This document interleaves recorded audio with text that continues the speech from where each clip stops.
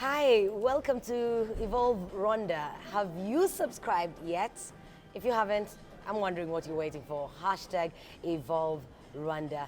Welcome to this amazing, interesting edition. You can see how I'm dressed, yeah? All easy and ready to work out. I haven't done that for a while, and I'm so looking forward to it. If you're in Kigali and you think wellness, fitness, workout, then the one place that comes to mind is Waka Fitness Center. This afternoon, we dropped by to have a chat with Jeannetta. She's the founder of Waka Fitness Center. Come with us, let's see what she has to say, but also, how is she going to help you as you embark on that wellness journey for the new year? Jeannetta, good to see you. Great to see you too as well, Jackie. Thank you so much for accepting to sit down with us. Yeah, my pleasure. Yeah. Lovely place you have here. Thank you. We've really tried to do something that no one has really seen in the continent. Yeah. So we're trying to integrate the work and life and social all in one concept. So it's a bit of a challenge, but yes. we're trying to do that. You'll tell us how that has been. Yeah. But it all started in 2012 when you just got into Kigali. Yes, You were looking for a gym. Were you a workout freak then? I was a workout freak. I was a super user. Okay. So what we would do is that depending on the time, the workout of the day, we would go to a different facility because no one facility had it all. All right. And then also when we would go to a facility, we would find that something was missing. We had good treadmills, but we were missing that kind of community, that vibe, that energy that you might expect from someone that's trying to look at things from a different perspective, from a customer's perspective. Yeah. So, I was a big super user of the facilities And then it's like, here. not many people will come up with something as a result of a lack. You were looking for a gym, you didn't find it, and then you decide, I'm going to set up one for myself and the community around me. So how then did you get to that point where you decided, enough of this, I will not look anymore, let me set up one? And did you have the funds to do it? Yeah, it's a great question because I often get asked, how did you end up being an entrepreneur? And I think I just kind of fell into it. I never wanted to be one. I remember my parents always saying, if you want to do something, work for yourself. That's the best job in the world. And then when I became an entrepreneur, they were a bit concerned about the risks, of course. So it was just a matter of feeling like it was possible and feeling it was within our reach to pull something like this off and not really knowing how. And I guess it activated something in me. I'm a big person I'm a doer. So I was like, this doesn't work, let's do it and let's fix it. Let's try something else, And fortunately for us, we found a partner who was from Kenya, and he was considering doing something similar, and he came and along with us, he co-invested in Waka, and that's how it kind of got started. And we built the concept together. We thought of the whole experience together, and we wanted to create something that we knew we hadn't seen in the continent before. Yeah. You call it a lifestyle hub. Yes. What does that encompass? Yeah. So here in our lifestyle hub, we have a full-fledged co-working space, which has open desk space, but also private offices, a cafe, meeting rooms. The whole space can be turned into an event space. And then on the gym side, we have a full fitness facility with 2 exercise classrooms, including a spinning room, basketball, soccer, weights, hoops, everything, classes. And what we're trying to do is that lifestyle means life, and life is really complicated. And how can we make it more convenient for you to have more of a little bit of everything? Yeah. Are you happy with where you are today? I'm very happy with where I am today. I'm super fortunate that we found members that really believe in us and have stuck with us since we started and opened the first facility in 2014. We're now 6 years in, and I can see some familiar faces that I've known for a really long time. We've learned a lot. We made a lot of mistakes and a lot of failures, and we're still learning. But I'm very fortunate to be here today, 6 years on, saying we still have a growing, thriving business. About the importance of such a place. Yeah. We wake up, there's some people that struggle to wake up. Others will get all moody. And I hear people say it has a lot to do with lifestyle. How do you live? Do you ever create time to work out? So what's the significance of a space like this? Well, I really firmly believe that we only get this one life, and we have to do the most with it. And I believe Waka is for people that want more. I've always wondered is what's the best approach to this? Is it, should I come to work out to lose weight? Yeah. Or should I come out for some wholesome benefit? Yeah. I think that you should come here because it makes you feel good. And I think we could Whether I lose weight or not, whether I am overweight right. or not. And of course, you're going to feel good if you see yourself losing weight, right?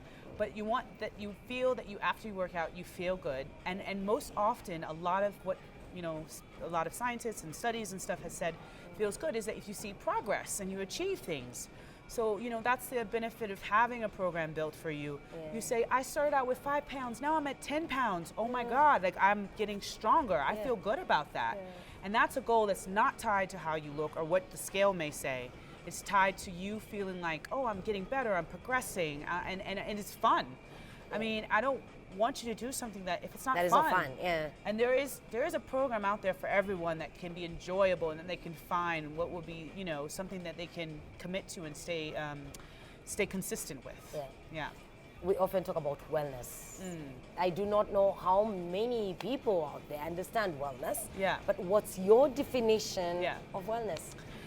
It's a good question, and I actually don't know if I've ever looked up the real definition of wellness, but I look at wellness as very holistically, and first it starts with my relationships and my family. I have a 4-month-old daughter, and how much I'm, you know, being the best person I can be with them. It starts out, it goes to my health and like how good I feel about myself and what I'm eating and how much I'm being physically active, etc. It goes to my personal state of mind, like how reflective am I being about my, you know, what I'm doing? Is it aligning with my values? Am I being true to my values? It goes to, you know, obviously the social and really feeling like I'm having fun and enjoying everything. So it's really like 360, and it, you know, goes to financial and wealth. And do I feel like I'm able to do the things I want to do with the money I make? Am I satisfied that I'm achieving those kind of financial goals? So I really have a very holistic way of. And then between working out and going for artificial remedies, you have a big stomach, you go for tummy tucks and liposuction. Which one would you recommend? I'm asking because there was a time when it wasn't being done in Kigali, but today people are saving money and flying out of the country to get liposuction And that's done. really surprising because I would never have thought that I would see the day when liposuction would reach here, unfortunately. And it's, you know, reality, it's an option that like some people will feel they have to take. I can't judge their choices. I can only say that, like, I guess, as you mentioned, thinking about wellness being short-sighted, it's short-sighted to think that looking a certain way will make you feel a certain way.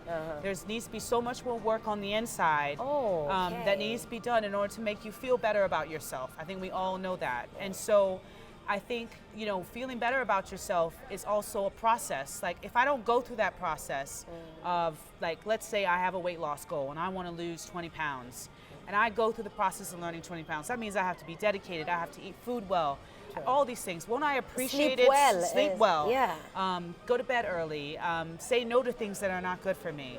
Won't I feel better about the process at the end that I've actually done it and committed to it? Won't I feel better about myself rather than in another instance where I get a quick fix, right? And so this is a process. And in that process, what you're learning is to learn to change your life to suit, like, better suit, you know, healthier, more well-being. And no one's asking you to be on a diet all the time. I'm not on a diet all the time. I eat pretty much within range, like a lot of times what I want to eat.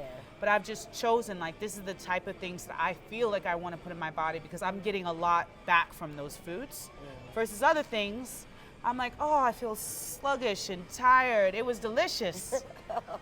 So it's all about this process, this journey that we're all trying to get on. And it's like, you can't get there quick, right? We have to take the time and the effort to really get that result. And that goes the same for feeling good about yourself, right? So you are in a pretty good shape yourself. Is it thanks to working out, genes, or discipline? What's your Give Genes. us a There's a lot of genes to it. That's why you cannot compare yourself to others, because everyone is made so differently. And like, Yeah. you know, some people don't have bums and I have a bum, and you know, some people have had children and other people haven't, and some people struggle with, you know, all sorts of things that keep them from being able to maybe say lift weights, etc. They have a back issue. So you have to find what may work for you, and you can't compare yourself. And I know we another say person. this, Yeah. but it's really important to just find that better you. I say, like, just be the best you. We need to find out what that is, how you see yourself, and what your goals are, and where you want to go. Yeah. And that's going to be Jackie's thing. It's not going to be my thing, right? Yeah. And I think in my life, like I think it's taken a long time for me to be comfortable with my body. I was overly focused on image, overly focused on what I should look like, and that's how women are valued in our society. Yeah. And I think that So it was more about how you looked in other people's eyes. Absolutely. I mean, that was always about whether or not so-and-so thought I looked good and I was skinny.